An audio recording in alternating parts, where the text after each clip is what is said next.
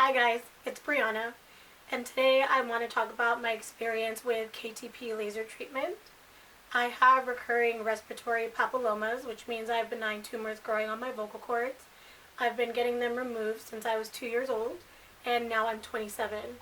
I've probably had over 50 procedures, although we definitely lost count a long time ago.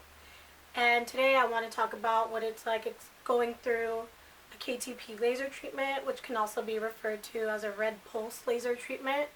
And it's essentially the doctor going in through my nose with the scope, lasering off the tumors while I'm still awake and conscious. So it's a very disturbing experience because I'm awake and aware for the entire thing, as opposed to having an operation where I get put to sleep and I have no clue what's going on. I decided to go for this procedure because I didn't want to wait for my voice to get bad enough to need surgery. And a KTP treatment is more like a tune-up, maybe you can call it, where the condition isn't so bad, but it's still bad enough to need the treatment.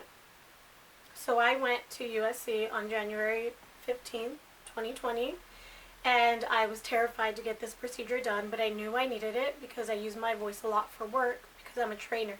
So I'm speaking for hours at a time, and I noticed that my voice was kind of giving out in the middle of my trainings, or I would be coughing and it was just very uncomfortable. I felt myself straining, and I was like, okay, it's time to get something done. I was really hesitant and scared about it because I've had it done several times before, a few years ago at UCLA, and all those experiences were awful.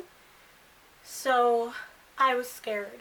Going into this, I took 0.5 milligrams of Xanax, which was prescribed by my primary doctor, and I took it maybe 30 minutes before the procedure.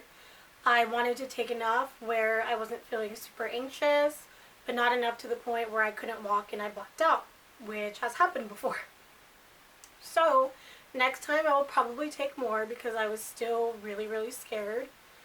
The doctor came in and he sprayed both of my nostrils with the numbing solution because that's where the scope goes through my nose. The scope is maybe the size, like the diameter, is that the right word? Of a straw, like the thickness, the girthiness of a straw. So he sprayed my nostrils, and then he put a tampon looking thing in each nostril, and that was dipped in some sort of a solution that expanded my nostrils so that it made it easier for the scope to go in. I sat there for about 15 minutes, and then he came back and explained that he was going to numb my throat and he was going to stick a needle right here and that it would make me start coughing. I didn't know that it was going to make me start coughing because that's how the solution is administered. It's like he stuck me with the needle and squirted liquid into my throat, which I wasn't expecting, and I started coughing, and I'm like, oh, that's why I start coughing, because you're putting this into my throat. And it's kind of the feeling of like when you swallow wrong.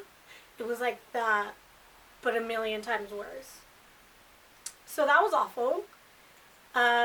Right after that, he's like, all right, let's get going. And he really tried coaching me through to make sure my body wasn't exhibiting signs of like anxiety or any kind of tense feelings.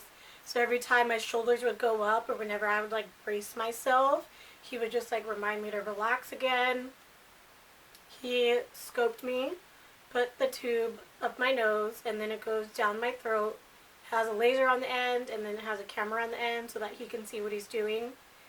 And the procedure maybe lasted 5-ish minutes. It felt way longer than that because it was very uncomfortable.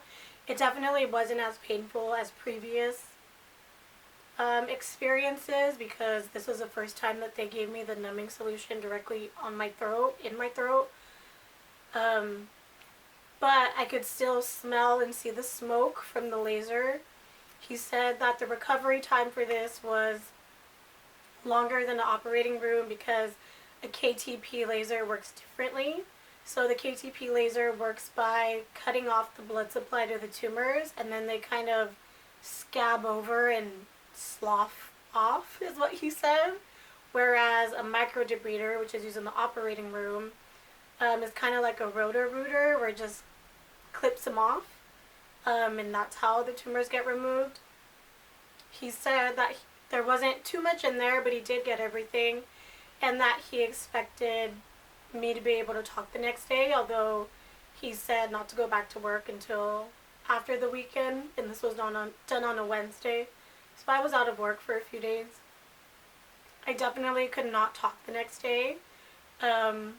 My body was still tired from the experience, probably from just being emotionally drained.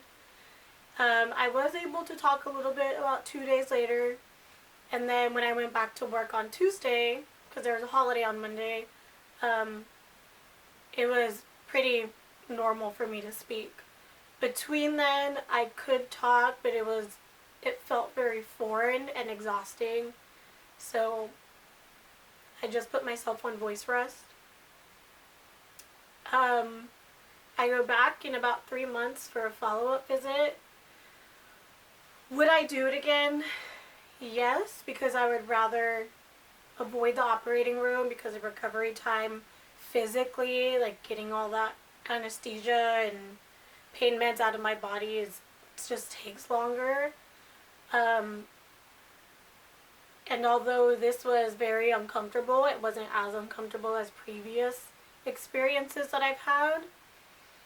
And I prefer having a tune-up instead of waiting for my voice to get bad enough to need surgery.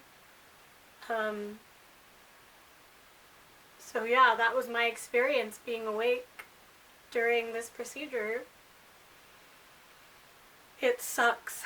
Living with this condition sucks. Like, surgeries, the procedures, the doctor's visits, time off work, feeling insecure even around people I'm comfortable with. It just sucks. I would never wish this upon anybody, obviously. But I think the beautiful thing that has come of this is that I've just challenged myself to lean into the discomfort, share my story, and help others who are experiencing this or who have children who are experiencing this just feel a little less alone. Because I know I felt, and oftentimes still do, feel like a very lonely mutant. And if I can help somebody else feel a little less strange, then I'm allowing something beautiful to come out of this situation.